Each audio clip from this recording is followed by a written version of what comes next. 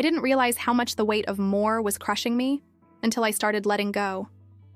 Why living with less saved my life isn't just a phrase I throw around for effect. It's the raw, honest truth about a choice that shifted the course of everything: my mind, my relationships, my finances, and my peace. I wasn't always like this. I used to live for the next thing.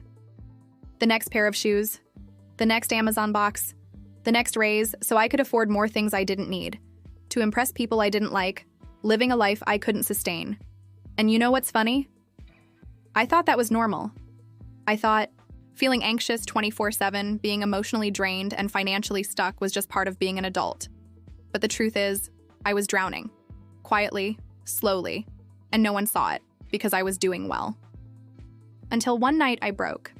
I sat in my apartment, surrounded by things, decor, electronics, stuff, and yet I felt completely hollow. Like all the noise around me was just trying to cover up the fact that I had lost myself. And in that stillness, I asked a question I had never dared to before. What if less is the answer? That was the beginning. The first step was small. I picked up a drawer and emptied it, then a shelf, then a closet. It wasn't just decluttering, it was uncovering. Each object I let go of felt like removing a brick off my chest, and for the first time in years, I could breathe.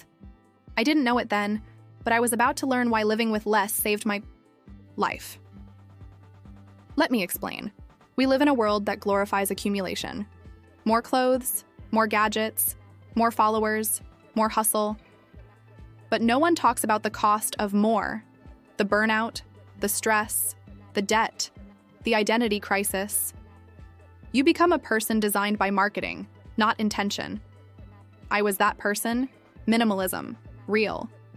Minimalism isn't about white walls or counting your socks.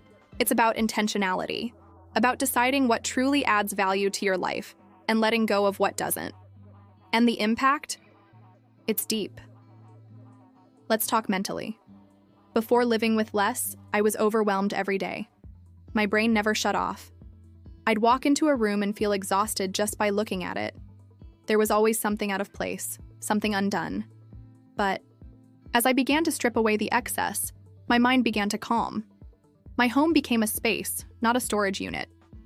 Emotionally, I stopped tying my worth to what I owned. It's funny how we measure ourselves by cars, brands, or how trendy our kitchen looks. When you let go of that, you start finding worth in being, not buying. And that's powerful. Financially, the change was massive. I cut 60% of my expenses.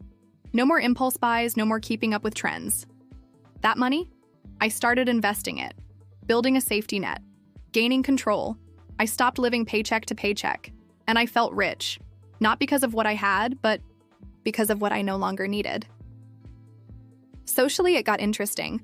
Some people distanced themselves. Not everyone understands when you choose to live differently. But others, the right ones, came closer. I found deeper friendships rooted in honesty, not comparison. People who value conversations, not consumption. Spiritually, I became lighter. When you stop being owned by your things, you start to feel free. I found space to reflect, to breathe, to just be. And I realized something profound. We weren't made to consume. We were made to live. Now, I'm not saying living with less is easy. It's not, especially at first. You'll question everything. You'll resist. Your ego will scream. Because letting go feels like losing, but it's not. It's uncovering. It's going back to the core. I remember donating a designer bag I had saved months for. My heart raced. I hesitated.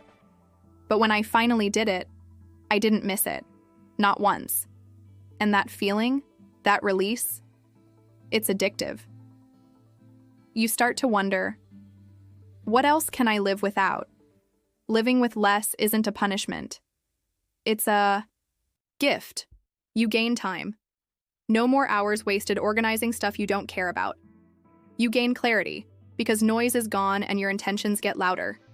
You gain presence, because life stops being about next and starts being about now. That's why living with less saved my life. Because I stopped surviving and started choosing. I stopped reacting and started aligning. My life didn't get emptier, it got fuller, with the things that matter: peace, purpose, freedom. And no, I don't miss the chaos. I don't miss the shopping highs followed by guilt. I don't miss proving my worth through things. I don't miss being exhausted by my own home. I don't miss wondering who I am under all this noise. I know who I am now, because there's space to hear it. If you're watching this, maybe you're at that breaking point too. Maybe you're tired of chasing, tired of clutter, tired of being tired. I get it. And I'm here to tell you, you don't have to keep carrying it all. Start small. One drawer, one bag, one decision to stop buying what you don't love. And then keep going. The freedom is on the other side of enough. Your life doesn't need to be louder. It needs to be clearer. And trust me, you'll never miss what never made you happy. So now I ask you, what could your life look like? With less? Leave a comment below if this resonated with you. I'd love to hear your story. If you're on a journey like this, or just curious where it could lead, consider subscribing. Not for more noise, but for more clarity, more honesty, more you.